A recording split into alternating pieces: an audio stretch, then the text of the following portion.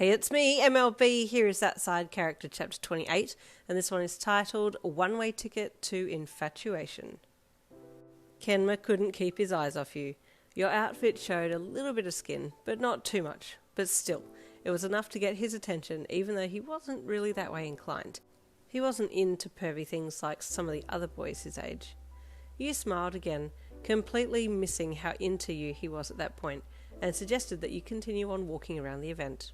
You and Kenma spent another 4 hours at the convention, then decided to call it a day and left, making your way to the train station. "Man, I'm so tired," you said as you stretched your arms up over your head and made a weird noise to accompany it. "Yeah," Kenma said, stealing a side glance at you. Finally, you were on the train. Having had a huge day, you wanted to rest your head somewhere, but nowhere was comfortable, until Kenma took your head and rested it on his shoulder. "Just lay your head here," he said as he kept it there with his hand. You froze up momentarily, and then smiled to yourself as you relaxed into him, and before you knew it, you were fast asleep.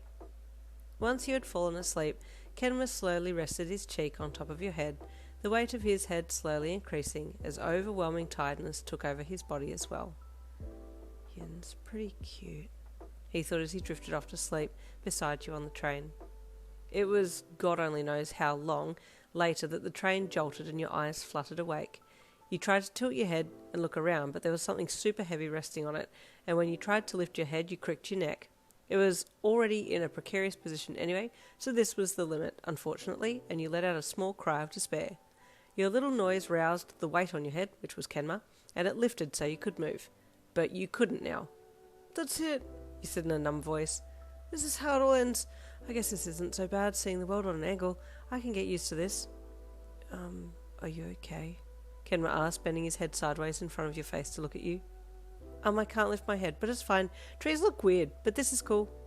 Kenma sat back and gripped either side of your head, much to your protest, and slowly straightened it, while you repeated a very monotoned "ow, ow, ow" as he slowly straightened you up again.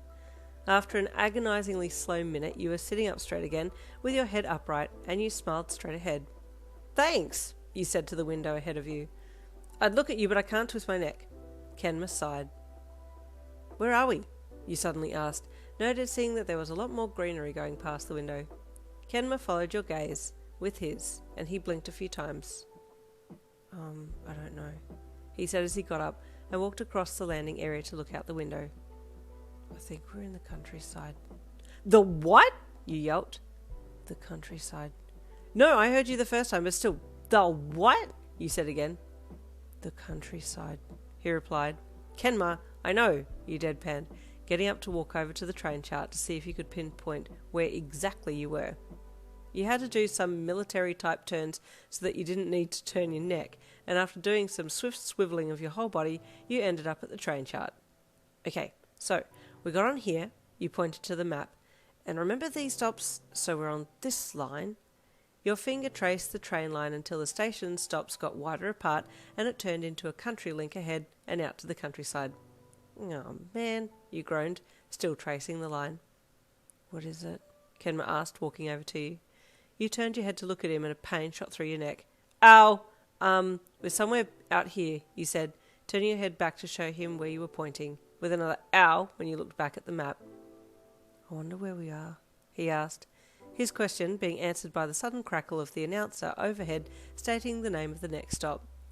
"Oh man, it's way out in the middle of nowhere. We'll have to get off and wait for another train to come back, and then go back onto that one and head back into town," you said.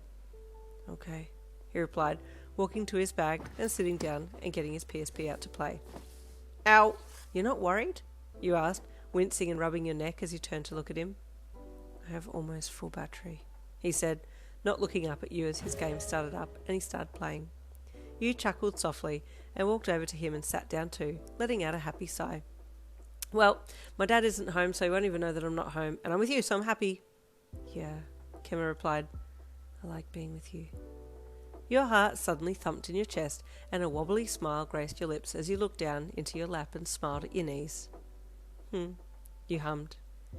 It was another few minutes before the next train stop, and you and Kenma got off and looked around. It was the smallest platform you had ever seen. You couldn't even sit down on one single seat there because it was completely covered in bird poo. It looked like it was an abandoned station platform, to be honest.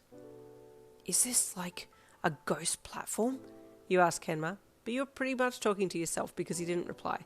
He was still playing his game.